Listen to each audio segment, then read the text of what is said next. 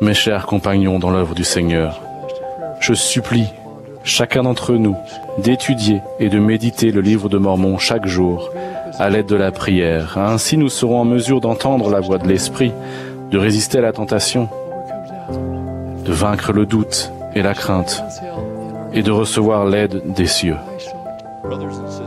Frères et sœurs, nous vivons dans un monde mortel où de nombreux cantiques ne peuvent pas être chantés ou ne le sont pas encore.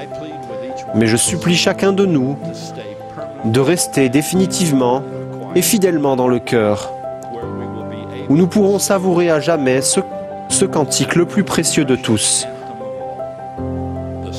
le cantique de l'amour rédempteur. Les vrais disciples de Jésus-Christ sont disposés à se démarquer, à se faire entendre et à être différents des gens du monde. Ils sont vaillants, dévoués et courageux.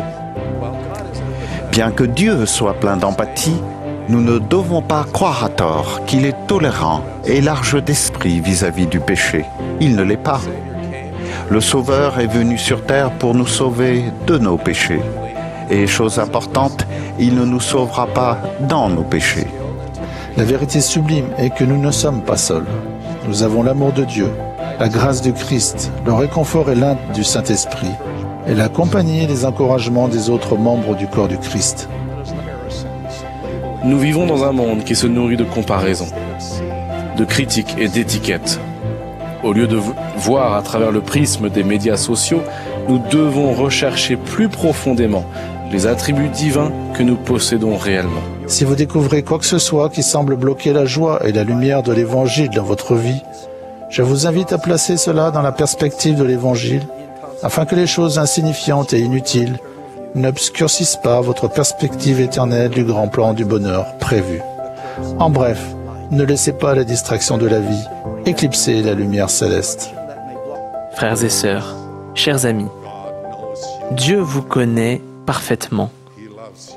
Il vous aime parfaitement. Il sait ce que vous réserve l'avenir.